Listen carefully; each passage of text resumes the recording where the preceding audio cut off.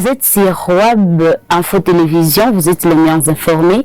Bienvenue à suivre cette succession d'actualités vous proposée par l'équipe de rédaction.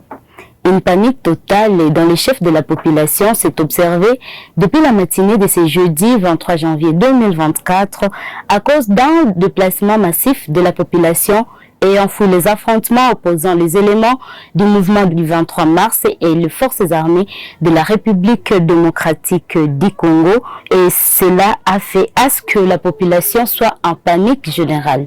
Le détail dans ce reportage. La matinée de ce jeudi 23 janvier 2025, la population du Nord Kivu, particulièrement celle de la ville de Goma, est tombée sous une panique générale après que les détonations lourdes et légères se faisaient attendre dans certains coins de la ville, à Mugunga, Samsam, Nzulo, Lushagala et j'en passe. Ce qui a conduit à un déplacement massif de personnes qui vivaient déjà dans des camps de déplacés. C'était devenu insupportable dans leur milieu habituel de vie en fuyant les affrontements du mouvement du 23 mars.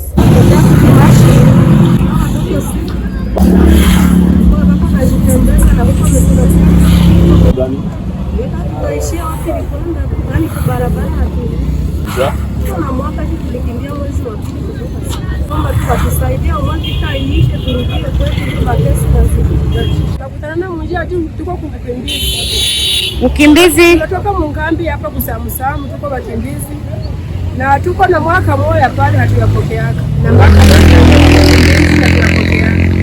jua walikuwa wanapiga masasa na tupita kukichwa kwenye iko natoke na tuanguka hapa mgombe kwenye ngoma. Nenda kama tuko kwenda nipende kule. Na wengine wote wako wanakimbia. Wako watusaidie bamalize hii vita turudie kila mtu kwenye alitoka. Kwa mwezi wa pili. Hivi tunamaliza mwaka. Kwa hiyo tunakimbia. Tunapenda mtusaidie. Hapo jambo kwa mga. Sasa masasi wako natupa huko. Depuis jana usiku. Tuko napenda tunaenda kumuzika kwa tunaishi. Ndio kwa muziki. Parmi eux, on pourrait observer des enfants comme les personnes en âge avancé qui prenaient ce qu'ils pouvaient pour se sauver la vie et d'autres pouvaient facilement se déplacer avec leur bétail. Kwa sasa tunashika nzuri. Tuambie situation ya hivi inatokea kwanza.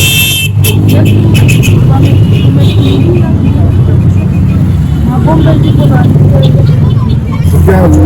hapa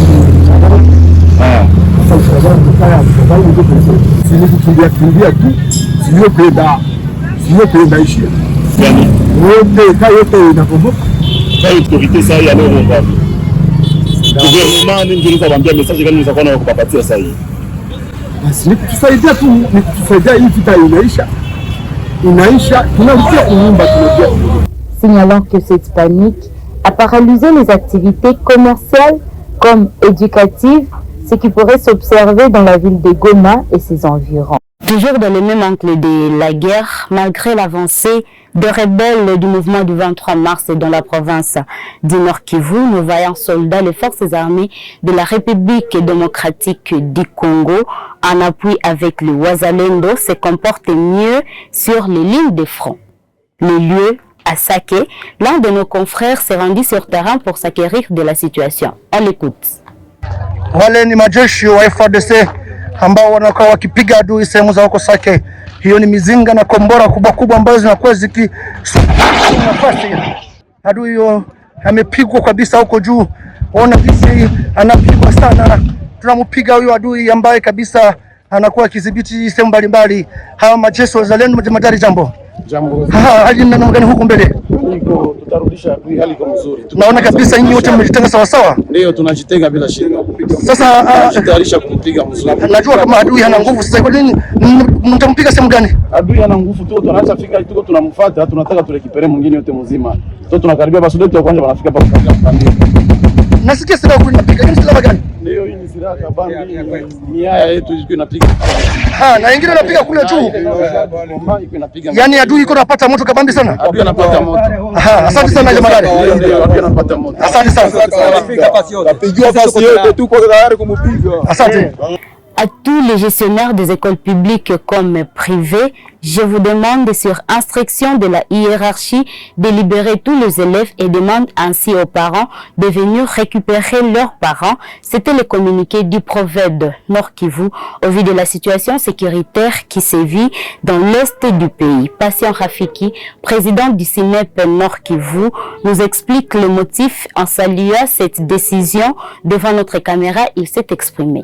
Ce qui est problème à l'heure d'aujourd'hui, même si on peut camper pour rester dans des salles de classe, pendant que dans les périphéries de la ville de Goma, la situation est précaire, la situation sécuritaire.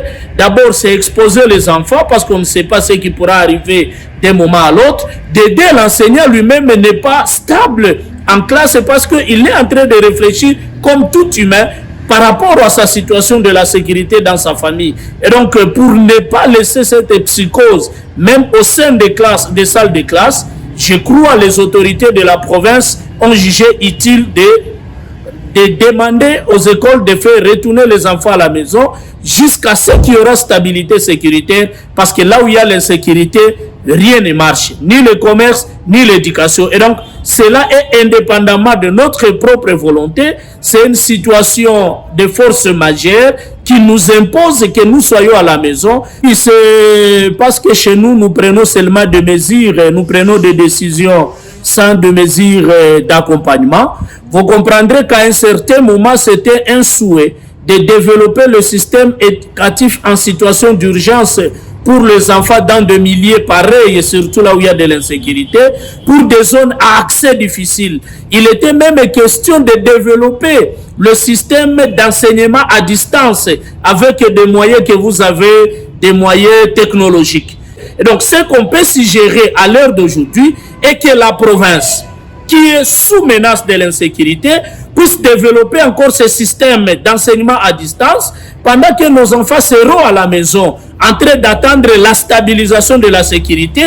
Ils peuvent suivre, ils peuvent être encadrés par les enseignants, mais d'une manière éloignée, d'une manière technologique, et les enfants seront à la page. Et donc, la suggestion à donner est que l'on développe encore ce système où les enfants resteront toujours en train d'apprendre en dépit de la situation. Et c'est par cet élément parlant de l'éducation au Nord Kivu que nous mettons fin à la succession de ces actualités. Merci pour votre fidélité. Portez-vous bien.